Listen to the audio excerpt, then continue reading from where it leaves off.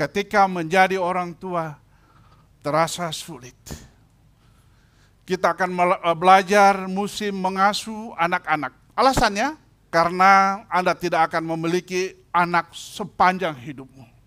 Average, rata-rata, anak-anak akan menyertai orang tuanya umur 1 sampai 18 tahun. Di Amerika, di Eropa, once 18 tahun harus tinggal sendiri. Itulah proses kehidupan itu. Mereka tumbuh begitu cepat. Sebagai orang tua, setiap kita pasti ingin menjadi orang tua yang baik, betul atau benar. Itu kemauan, kerinduan setiap orang tua, setiap kita semua. Kita ingin memiliki keluarga yang bahagia dan kuat.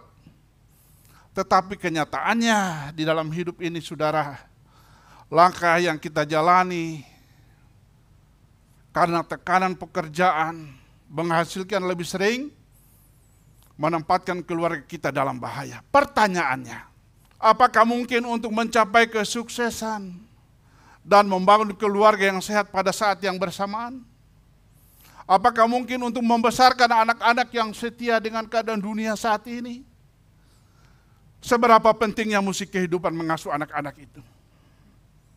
Kenyataan banyak anak-anak terlantar. Di Jakarta begitu banyak, setiap saudara jalan, engkau lihat anak-anak di pinggir jalanan. Bahkan di TV, bahkan setiap hari ditemui bayi-bayi yang disimpan orang tuanya dalam kardus langsung dititip atau dibuang, saudara. Itulah kenyataan. Jawabannya, musim mengasuh anak-anak sangat penting. Ada amin. Mazmur 127 ayat 3 kita baca sama-sama sebagai ayat referensi kita. 2-3. Sesungguhnya anak-anak lelaki adalah milik pusaka daripada Tuhan, dan buah kandungan adalah suatu upah. Anak-anak adalah milik Allah. Basic iman dan pola pikir, final. Semua anak-anak milik Allah, ada amin. Saudara dan saya waktu anak-anakmu sekarang, cucu-cucumu yang ada, adalah milik Allah. Ini pola pikir, dasar iman yang harus kita pegang. Sehingga kita mengasuh anak-anak kita berdasarkan ayat ini. Kehadiran seorang anak dalam rumah tangga merupakan anugerah Tuhan yang ditambahkan dalam setiap keluarga. Karena saat keluarga menerima berkat Tuhan melalui seorang anak dalam keluarga, itu berarti ada tanggung jawab tambahan yang Tuhan berikan di setiap keluarga kepada suami istri. Tanggung jawab itu tidak lain adalah membawa anak-anak untuk mengerti rencana dan kehendak Tuhan dalam hidupnya. Tugas pertama pada saat Anda memiliki anak, ada tanggung jawab yang Tuhan berikan kepadamu untuk membawa anak-anak mengetahui rencana dan kehendak Tuhan dalam hidup mereka. Pagi ini kita akan melihat 7 hal yang paling dibutuhkan anak-anak. Hal ini berlaku buat kita semua. Tidak peduli apakah Anda orang tua atau bukan. Yang penting ada anak-anak dalam hidup Anda. Mereka mungkin keponakan dan anak tetangga. Itu anak-anak. Saya puji Tuhan, Tuhan tambahkan umur yang luar biasa. Menjadi bapak sudah 40 tahun dan punya cucu. Dan banyak kemanakan-kemanakan yang nggak bisa saya hitung. Dan itu menjadi anak-anak. Buku teks terbesar yang pernah ditulis tentang cara mengasuh anak adalah firman Tuhan. Firman Tuhan, cara mengasuh anak yang paling sukses, yaitu Alkitab. Teori yang ada di muka bumi ini adalah sumbernya dari Alkitab itu. Dan kita sebagai orang percaya, kita pegang Alkitab. Ketujuh hal itu adalah yang Tuhan lakukan kepada Anda sebagai Bapa Surgawi. Tuhan sudah melakukan kepada saya dan saudara, dan tugas saudara 7 hal ini transfer kepada anak-anakmu. Kita belajar sama-sama mengingat kembali 7 hal ini. Apakah engkau rasakan dalam hidupmu? Dia ingin saudara melakukan 7 hal ini kepada orang-orang yang Anda lihat dalam hidupmu. Bukan hanya anak-anak tetapi orang lain di sekitar Anda.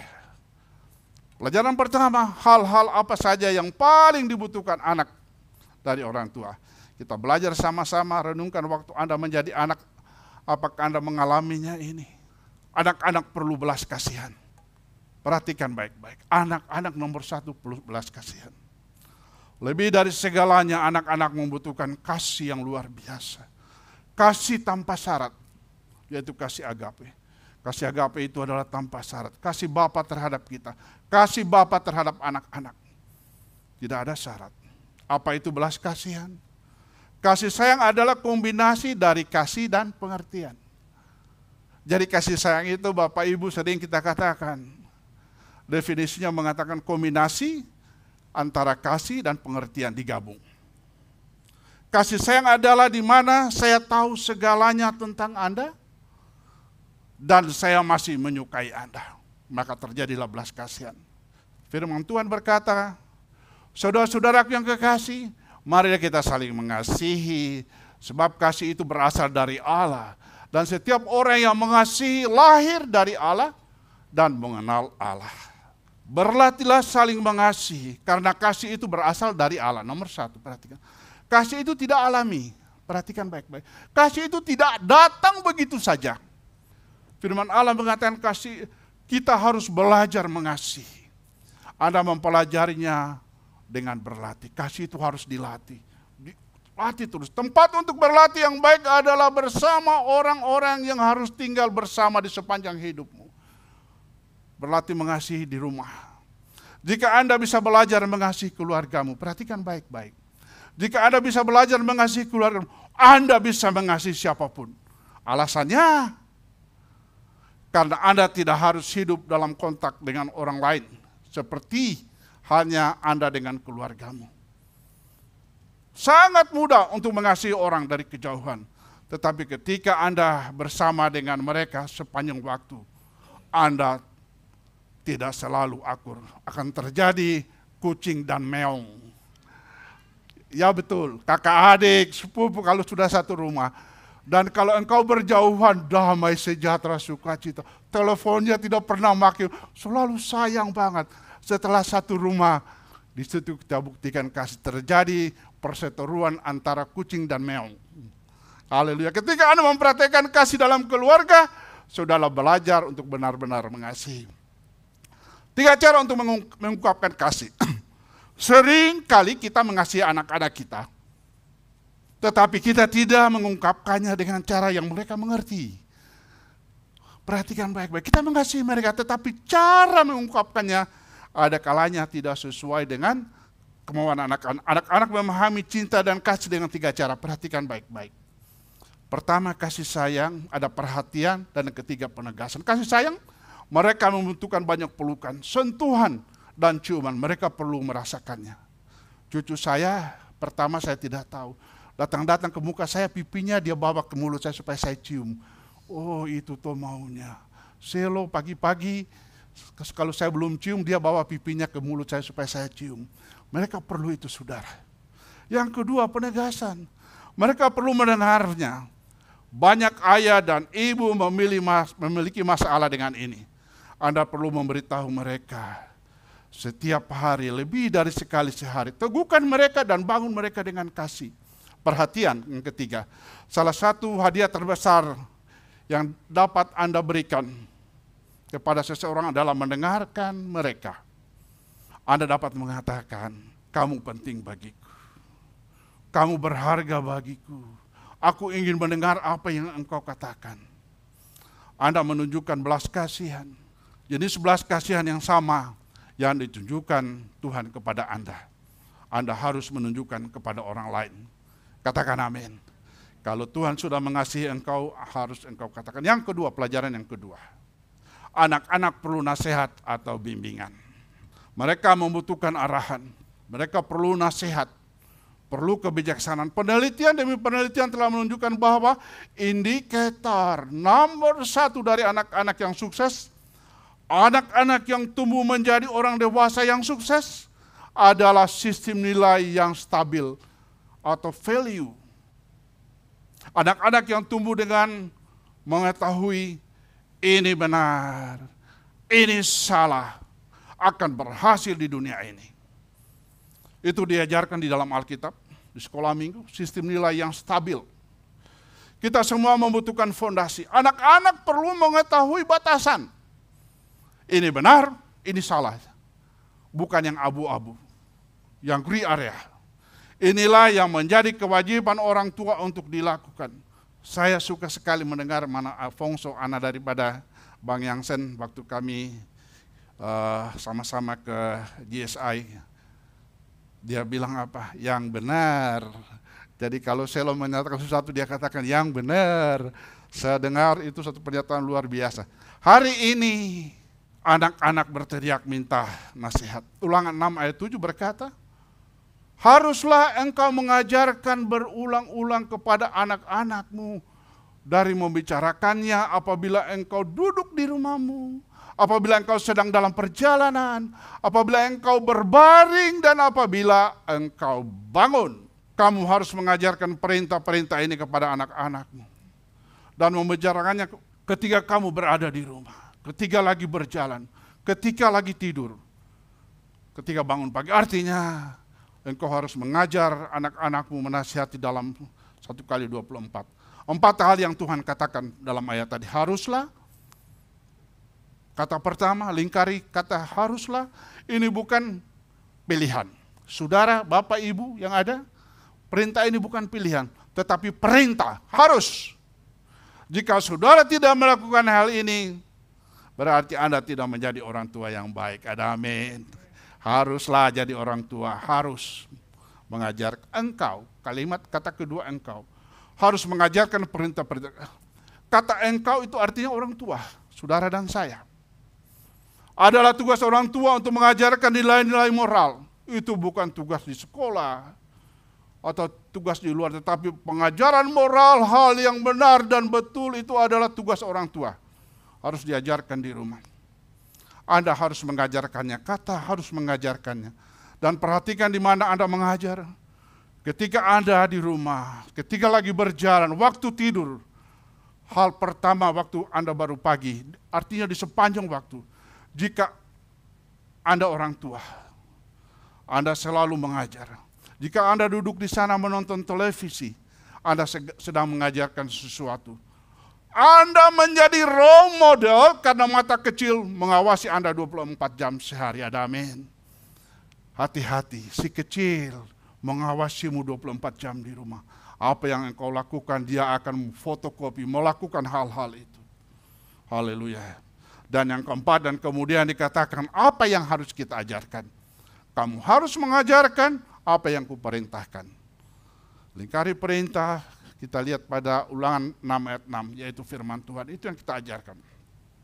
Masalahnya saat ini adalah anak-anak menghabiskan lebih banyak waktu dengan pengasuh yang pasif dan handphone dan gadget. Orang tua aman, anak-anak kalau sudah kasih gadget, rewel kasih gadget, orang tua mau kemana aja aman, anak-anak juga aman. Itu masalah saudara, bukan jalan keluar yang baik daripada dengan orang tua mereka. Cornell University di Amerika pernah melakukan penelitian menghubungkan mikrofon nirkabel 1000 kepada 1000 ayah dan mempelajarinya selama beberapa minggu dan menemukan bahwa rata-rata ayah menghabiskan waktu dalam percakapan sebenarnya dengan anak-anak mereka tahu berapa? 37 detik. Sangat memperhatikan. Ini penelitian. Saudara, berapa jam, berapa hari?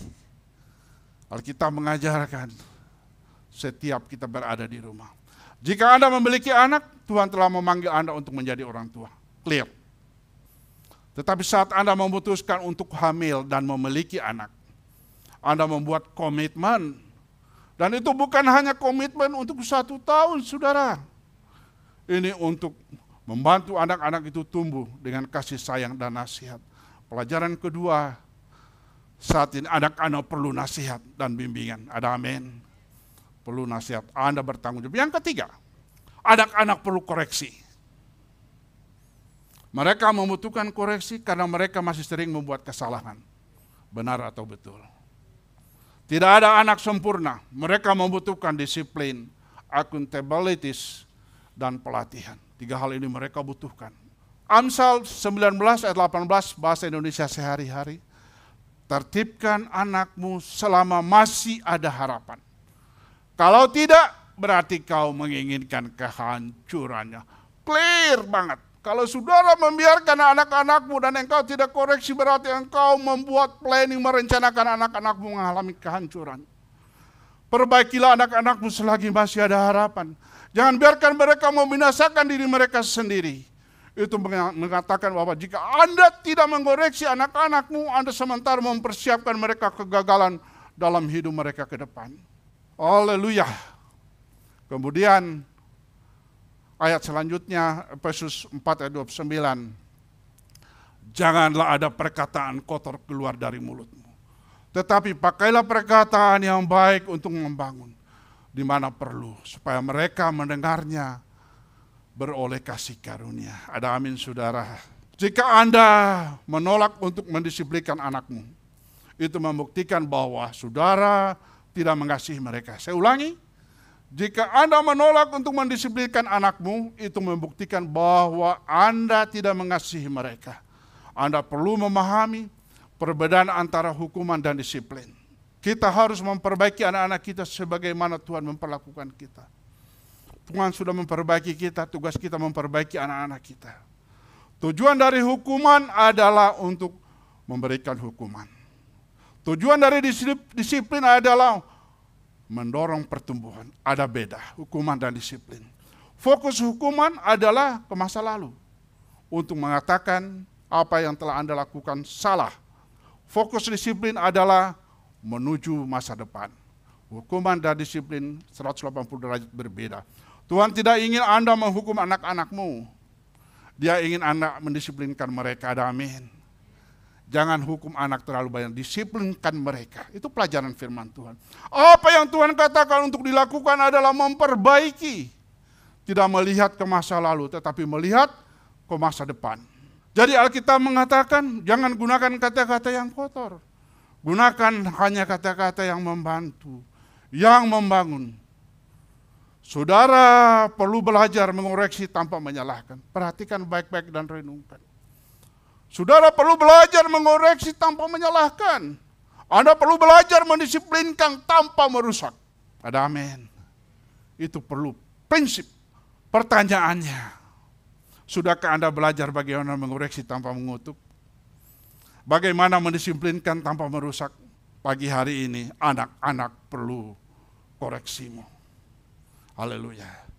Pelajaran keempat. Anak-anak perlu kepercayaan diri. Faktanya adalah hidup anak-anak saat ini lebih keras daripada masa-masa kita dahulu. Dunia begitu negatif, sehingga hal terakhir yang mereka alami ketika mereka pulang ke rumah adalah lebih banyak hal negatif. Firman Tuhan berkata pada Kolose 3 ayat 21, hai bapak-bapak, siapa yang bapak-bapak yang ada di sini? Janganlah sakiti hati anakmu, supaya jangan tawar hatinya. Ada amin bapak-bapak. Firman Tuhan berkata, janganlah sakiti hati anakmu, supaya jangan tawar hati mereka. Jangan sering memarahi anak-anakmu sehingga mereka putus asa dan berhenti berusaha. Apakah Anda orang tua yang tidak menyenangkan? Perhatikan firman Tuhan, bukan kata saya. Apakah Anda orang tua yang menyenangkan? Sangat mudah untuk melihat hal-hal negatif dalam kehidupan anak Anda. Anak Anda adalah cermin kelakuan saudara. Kalau lihat anak-anak yang merendung, stres, berarti orang tuanya tidak menyenangkan. Kalau lihat anak-anak yang lompat ke sana kemari bersuka cita, menandakan orang tuanya adalah menyenangkan. Ada amin Bapak Ibu semua. Itu mencerminkan. Jadi hati-hati. Firman Allah menunjukkan hal itu. Orang tua yang tidak menyenangkan, saudara dimanapun engkau berada, firman Tuhan berkata, orang tua yang tidak menyenangkan akan menghasilkan anak-anak yang merasa tidak aman. Saudara renungkan saat ini. Kalau engkau tidak menyenangkan anak-anakmu, engkau sementara mencetak, menjadikan anak-anak yang merasa tidak aman dalam hidupnya. Bagaimana cara membesarkan anak yang percaya diri? Jika kamu mengasihi seseorang, kamu akan selalu percaya kepadanya dan selalu mengharapkan yang terbaik. Jika Anda ingin membesarkan anak-anak yang percaya diri, Anda harus membangun mereka, bukan meruntuhkannya. Bangun. Kenapa anak-anak sering gagal? Karena kita tidak bangun mereka. Anda harus memberi lebih banyak pujian daripada memberi ejekan. Katakan amin. Kalau sering ejek-ejek anak-anak, tidak boleh. Firman Allah bilang, angkat-angkat mereka, puji mereka. Setiap anak membutuhkan seseorang di sisi mereka. Pastikan ini. Seseorang yang menjadi pemandu mereka dan percaya pada mereka, dan yang berkata, saya tahu Anda bisa melakukannya. Saya percaya pada Anda. Saya pikir Anda hebat. Anda the best. Lakukan, aku di belakangmu. Kata-kata ini perlu kita sampaikan kepada anak-anak kita. Aku tahu kamu bisa melakukannya. Anak-anak membutuhkan kepercayaan diri. Kita handle mereka seperti layang-layang. Kita berusaha menaikkan mereka dengan mencari angin supaya mereka mencapai ketinggian yang aman. Kalau sudah pada ketinggian yang ideal, saudara belajar kepada main layang-layang. Tarik, ulur layang-layang. Kalau engkau tahan terus, apa yang akan terjadi? Layang-layangnya akan jatuh atau putus. Jadi kalau mereka sudah berada pada posisi yang tinggi aman, tarik belajar pada ilmu layang-layang. Kalau tidak engkau tahan, maka akan jatuh atau putus. Ada amin Bapak Ibu. Yang kelima, anak-anak perlu apresiasi perayaan. Pengkhotbah 11 ayat 8 bagian A. Oleh sebab itu, jikalau orang panjang umurnya, biarlah ia bersuka cita di dalamnya. Oleh sebab itu, jikalau orang panjang umurnya, biarlah ia bersuka cita di dalamnya. Keluarga harus bersenang-senang. Pesan firman Tuhan. Rumah seharusnya menjadi tempat yang nyaman untuk bermain, yang disebut home, bukan house. Home adalah sebuah tempat tinggal yang nyaman. Ada damai, ada kasih, ada suasana kekeluargaan di dalamnya. Sementara house hanyalah sebuah tempat tinggal bersama, tanpa ada suasana kekeluargaan di sana. Kalau rumah Anda adalah home, maka berkat Tuhan akan mengalir ke sana. Katakan amin. Pastikan tempat tinggalmu adalah home, bukan house. Ada damai sejahtera, sukacita. Ini adalah kesalahan besar di banyak rumah, di mana orang tua pada dasarnya adalah orang tua yang baik pada dasarnya. Mereka mengawasi anak-anak mereka, tetapi tidak cukup bersenang-senang. Hanya mengawasi, tidak mengajak anak-anak bersenang-senang di dalam rumah. Orang tua menjadi satpam. Anda terlalu sibuk sehingga tidak punya waktu untuk bersenang-senang dengan mereka. Sudah pulang di rumah masih bawa kerjaan, dan saya lakukan itu pada saat sibuk saya bekerja. Saya bawa laptop, di tempat tidur pun saya buka laptop. Karena memang tugas saya harus 24 jam memonitor waktu itu pekerjaan. Dan itu adalah salah total. Apakah Anda merasa terbeban dengan anak-anak Anda atau menikmatinya? Bapak Ibu yang ada saat ini. Pertanyaan buat saudara dan saya, apakah Anda merasa terbeban dengan anak-anak Anda atau Anda menikmatinya? Anak-anak butuh apresiasi atau perayaan. Orang percaya Tuhan menurut ayat di atas tadi harusnya menikmati hidup mereka selama mereka hidup. Ada amin? Oleh sebab itu kalau orang panjang umurnya, biar dia bersuka cita di dalamnya. Sepanjang hidupmu engkau bersuka cita, perintah Tuhan. Kalau engkau tidak bersuka cita, delete. Karena Tuhan bilang kamu harus bersuka cita. Itulah bedanya orang Kristen dan bukan orang Kristen. Keluarga seharusnya menyenangkan, ada amin. Itu keluarga Tuhan. Bersenang-senanglah dengan mereka. Nikmati mereka. Buatlah satu acara khusus yang mereka sukai. Mungkin pada saat ulang tahun atau kenaikan kelas. Anak-anak tidak akan pernah lupa hal itu. Haleluya, anak-anak perlu apresiasi. Jika Anda tidak bersenang-senang dengan anak-anak Anda di rumah, perhatikan baik-baik. Jika Anda tidak bersenang-senang dengan Anda di rumah, Anda tidak merayakannya, jangan heran. Jangan heran. Dan ini terjadi. Mereka tidak ingin menghabiskan waktu di rumah. Anak-anak akan meninggalkan rumah, berkelayapan di mana-mana cari teman karena mereka merasa tidak nyaman di rumah. Jika Anda tidak bersenang-senang dengan anak-anak Anda dan benar-benar menikmatinya, jangan heran ketika mereka tumbuh dewasa dan pindah dan sudah married, mereka tidak akan ingin kembali terlalu sering. Mereka tidak akan mengingatnya sebagai tempat untuk pergi dan bersenang-senang. Bapak Ibu perhatikan baik-baik. Akibatnya kalau engkau tidak bersenang-senang dengan anakmu, pada saat dia meninggalkanmu, dia akan malas kembali ke rumah. Karena dia akan ingat, aduh ketemu papa dengan mama lagi, ngeri, ngeri. Kesempatan buat mereka escape dari masalah itu. Jadi pesan firman Tuhan hari ini, bersenang-senanglah dengan anakmu pada saat kecil. Pada saat mereka dewasa, mereka akan ingat. Akan selalu pulang cari mama dan papa di rumah. Karena di situ ada damai sejahtera kesenangan. Ada amin Bapak Ibu. Tempat untuk pergi dan bersenang-senang. Jadikan rumah tempat. Ketika orang bertanya, bagaimana kita dapat mengatasi tekanan dari keadaan hidup kita ini. Kita dapat memberitahu mereka. Bagaimana engkau bisa bersenang-senang, bersuka cita. Katakan, Yesus Kristus telah menjadi sumber kekuatan kita. Jika Tuhan memberi Anda anak, perhatikan baik-baik. Jika Tuhan memberi Anda anak, Dia juga akan memberi Anda hikmat dan kekuatan untuk menjadi orang tua yang baik. Ada amin. Tuhan kasih anak, Dia hanya nggak kasih biar, Dia memberikan hikmat kekuatan supaya kita menjadi orang yang baik. Pesan firman Tuhan, jika Anda merasa tidak mampu untuk menjalani musik kehidupan mengasuh anak, merasa sulit, berikan semuanya kepada Tuhan dan Dia akan membantu Anda. Roh Kudus akan memampukanmu. Dan yang keenam, anak-anak perlu tantangan. Mereka membutuhkan tantangan untuk mengembangkan diri mereka, untuk mengungkapkan bakat mereka, untuk memperlihatkan bentuk rohani mereka. Mereka membutuhkan tantangan di mana mereka mengembangkan tanggung jawab.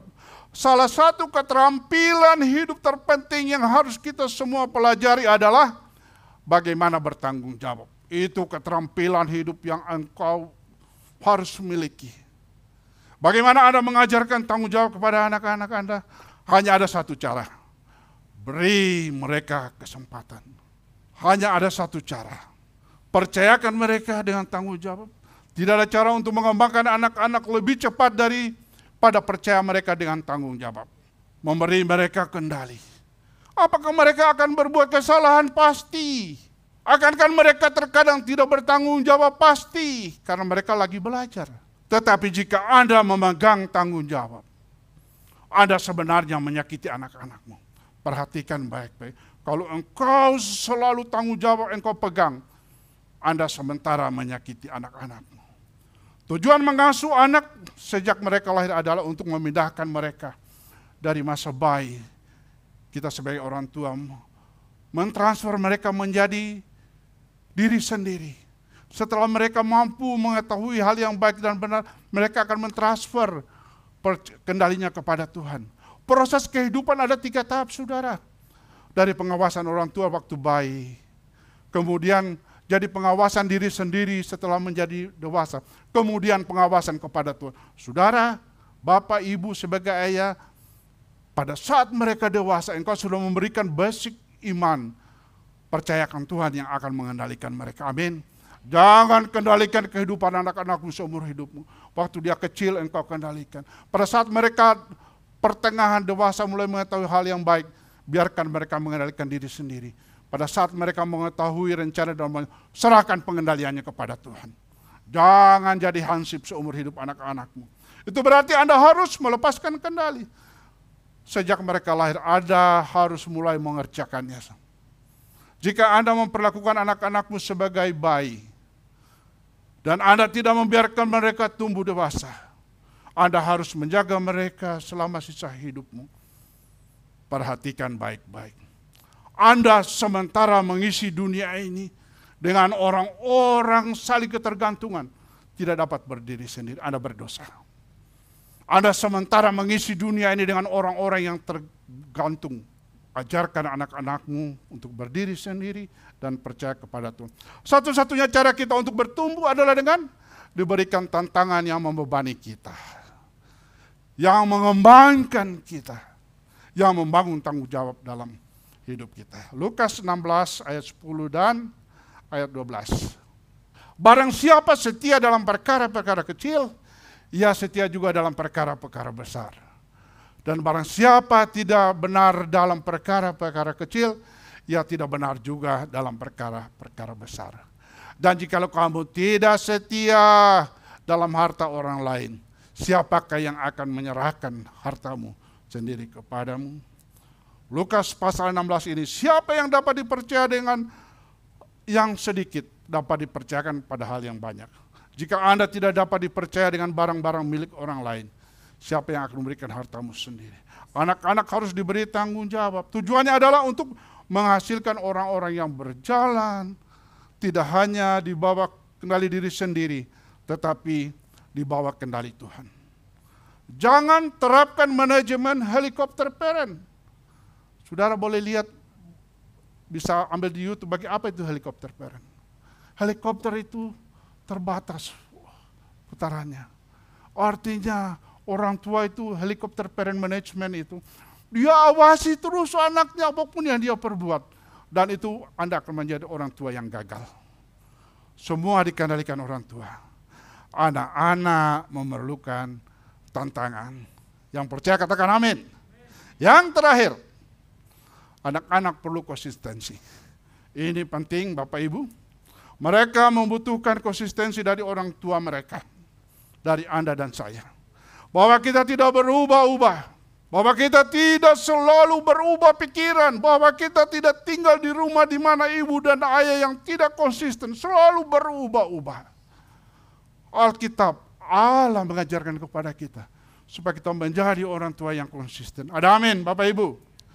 Mazmur 145 berkata, kerajaanmu ialah kerajaan segala abad. Dan pemerintahanmu tetap melalui segala keturunan. Tuhan setia dalam segala perkataannya. Dan penuh kasih setia dalam segala perbuatannya. Tuhan itu adil dalam segala jalannya. Dan penuh kasih setia dalam segala perbuatannya. Haleluya, itu dia Tuhan.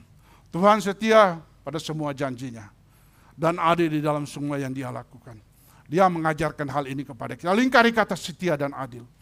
Itulah yang dimaksud dengan konsistensi. Ayah, ibu sebagai orang tua. Belajarlah memiliki kesetiaan dan keadilan. Sebagai orang tua kita harus setia pada janji. Dan adil dalam mengambil keputusan. Perhatikan baik-baik.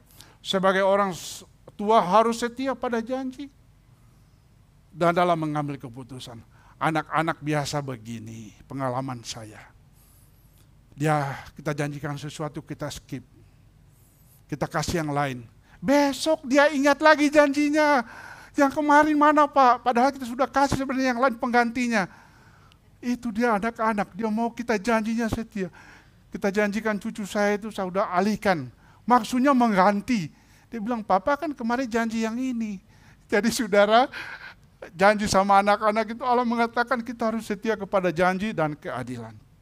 Haleluya. Sebagai orang tua kita harus setia pada janji. Dan adil dalam mengambil keputusan. Jika Anda tidak konsisten, perhatikan baik-baik. Jika saudara tidak konsisten, orang tua yang tidak konsisten tidak hanya menghasilkan anak-anak yang tidak aman. Mereka juga menghasilkan anak-anak yang penuh kepahitan. Jadi kalau engkau sebagai orang tua tidak konsisten, Alkitab berkata, bukan cuma menghasilkan anak-anak yang tidak aman, tetapi akan menghasilkan anak-anak yang penuh kepahitan. Tidak ada sumber kepahitan yang lebih besar dalam hidup ini, selain janji yang diingkari. Benar atau betul? Pada saat engkau janjimu tidak ditepati, maka akan melahirkan kepahitan. Kesimpulan khotbah saat ini. Anak-anak memerlukan belas kasihan. Memerlukan nasihat dan bimbingan. Perlu koreksi, perlu kepercayaan diri. Apresiasi, tantangan dan konsistensi. Setelah melalui evaluasi ketujuh area ini, Anda mungkin merasa sedikit tidak mampu. Anda bahkan mungkin merasa bersalah. Yang benar adalah tidak ada orang tua yang sempurna. Itu firman Allah katakannya. Tidak ada keluarga yang sempurna. Tidak ada orang yang sempurna. Anda dibesarkan oleh orang tua yang tidak sempurna. Orang tuamu dibesarkan oleh orang tua yang tidak sempurna juga. Begitu juga dengan mereka anak-anakmu. Tidak pernah ada orang yang sempurna di dunia ini kecuali Tuhan Yesus Kristus. Amin. Kesempurnaan itu milik Tuhan. Tuhan suka menggunakan orang-orang yang tidak sempurna itu untuk menyelesaikan pekerjaannya. Jadi Tuhan tidak mau, bukan mempergunakan orang-orang yang sempurna, tetapi Dia mempergunakan saudara-saudara yang tidak sempurna ini untuk menyelesaikan pekerjaannya. Sebagai pesan firman Tuhan hari ini, jika Anda berada di musim ini, merasa menjadi orang tua terasa sulit, firman Tuhan tidak ingin Anda memiliki keluarga yang sempurna, karena Anda pasti gagal.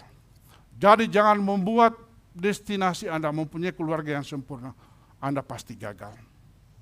Tetapi tujuan Anda seharusnya adalah memiliki keluarga yang sehat. Katakan keluarga yang sehat.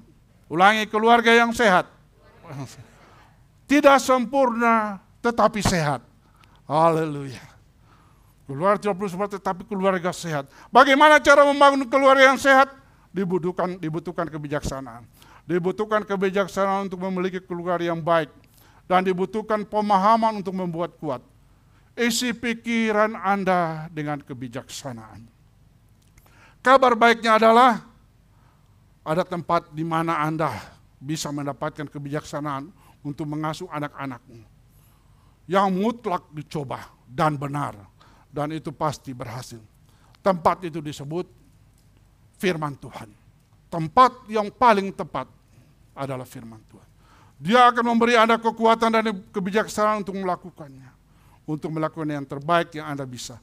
Bukan untuk menjadi sempurna, tetapi untuk melakukan yang terbaik. Ayat terakhir. Amsal 24 ayat 3. Rumah tangga dibangun dengan hikmat dan pengertian. Bahasa Indonesia sehari-hari. Apa rahasia menjadi orang tua yang hebat? Rahasianya adalah menjadi orang yang saleh. Mintalah Tuhan Yesus ke dalam hidup Anda untuk menjadi Tuanmu. Menjadi direkturmu. Menjadi pembimbingmu. Mintalah hikmat dari firman-Nya. Anda yang masih anak-anak, yang masih muda. Orang tua Anda tidak sempurna. Orang tua kita juga tidak sempurna. Ketika Anda tumbuh dewasa, Anda juga tidak akan menjadi orang tua yang sempurna. Tapi itu adalah kehendak Tuhan untuk hidup Anda. Dan Tuhan memilih mereka untuk membawa Anda ke dunia ini. Terimalah kondisi orang tuamu yang tidak sempurna itu. Tetapi itu adalah kehendak Tuhan. Dan pelajaran kita yang terakhir mengakhiri khotbah pada saat ini. Kita akan mampu memenuhi keperluan anak-anak kita bersama Roh Kudus. Dari 3 poin tadi di atas, dengan kekuatanmu engkau akan tidak mampu. Kembali saya mau flashback, bagaimana sebenarnya kita sebagai orang percaya. Kita ini ciptaan Tuhan, itu confirm 100%. Asli ciptaan Allah, sehingga Allah akan memberikan kita segala apa yang kita perlukan. Kedua, pada saat kita jatuh ke dalam dosa, dengan kasih yang luar biasa diselamatkan kita. Dan yang ketiga, pada saat Kristus naik ke surga, pernyataan Allah sempurna melalui Roh Kudus. Dia tidak biarkan saudara dan saya piatu sendiri. Tuhan Yesus berkata, aku tidak akan membiarkan engkau piatu. Aku akan mengirim penolong bagimu yang akan menyertaimu 24 jam terus menerus, yaitu Roh Kudus. Kita hidup di era Roh Kudus. Saudara, kita tidak hidup di zaman Yesus. Kita tidak hidup di zaman Musa. Perhatikan baik-baik, engkau dan saya hidup di zaman era Roh Kudus. Dan Roh Kudus itulah yang memimpin hidupmu 24 jam. Oleh sebab itu, hari ini, hari Raya Pentakosta, kita review kembali. Di mana Roh Kudus itu? Roh Kudus itu hidup penuh atau setengah. Tetapi orang yang sukses mengelola anak-anaknya, memanage anak-anaknya adalah orang yang hidup penuh dengan Roh Kudus dan hidup dipimpin oleh Roh Kudus. Tidak ada cara lain, Alkitab katakan. Roh Kudus yang akan menolong engkau melakukan hal yang baik dan benar. Saudara mau sukses di dalam hidupmu, di dalam mengelola kehidupan anak-anakmu, milikilah Roh Kudus. Kapan Roh Kudus itu bekerja? Itu pada saat engkau menerima Dia, menyatakan engkau bertobat kepada Tuhan, sampai Tuhan Yesus datang kali yang kedua. Jadi saudara dan saya saat ini berada di era Roh Kudus. Dan Dia yang menolong saudara untuk melakukan ketujuh keperluan anak-anak kita dalam hidup ini. Satu-satunya jalan keluar yang Tuhan Yesus sediakan. Murid-murid berubah total. Kita lihat Petrus. Hidup penuh dan dipimpin Roh Kudus. Kita pasti bisa. Amin. Galati 5 ayat 22-23 menjadi perenungan kita saat ini. Tetapi buah roh ialah kasih, sukacita, damai sejahtera, kesabaran, kemurahan, kebaikan, kesetiaan, kelemah lembutan, penguasaan diri. Tidak ada hukum yang menentang hal-hal itu. Perhatikan untuk melakukan ketujuh poin tadi di atas. Kalau engkau mau melakukan belas kasihan, kalau engkau tidak memiliki kasih saudara, dengan apa engkau mengasihi anak-anakmu? Mustahil. Miliki buah roh ini. Miliki kasih itu sehingga engkau mampu melakukan belas kasihan. Kalau engkau mau menasihati dan membimbing anak-anakmu, Anda harus memiliki buah roh kesabaran. Saudara tidak sabar, engkau kan tidak mampu menasihati dan membimbing anak-anakmu. Koreksi. Engkau tidak akan bisa mengoreksi tanpa Anda memiliki buah roh penguasaan diri. Miliki penguasaan diri sehingga engkau mampu mengoreksi anak-anakmu. Engkau akan mampu memberikan kepercayaan diri kepada anak cucumu. Kalau engkau memiliki kelemah lembutan. Kalau engkau tidak memiliki lemah lembut, bagaimana caranya untuk memberi kepercayaan diri kepada anak-anakmu? Memberikan apresiasi, memberikan perayaan. Buah roh yang ada, Anda harus memiliki sukacita. Bagaimana engkau akan menyenangkan anak-anakmu kalau roh sukacita tidak ada dalam hidupmu? Kalau ada kebencian, kemarahan, dan tantangan. Bagaimana engkau akan memberikan tantangan kalau engkau tidak memiliki roh kesetiaan? Bagaimana engkau konsisten di dalam hidupmu kalau tidak ada roh damai sejahtera dalam hidupmu? Kesimpulannya Bapak Ibu yang dikasihi Tuhan, kita dapat memenuhi segala keperluan anak-anak kita. 7 poin yang kita belajar tadi. Satu-satunya jalan yang diberikan oleh Tuhan. Hidupmu harus penuh dengan roh dan dipimpin oleh Roh Kudus. Tuhan Yesus memberkati kita semua. Yang diberkati Tuhan katakan, amin.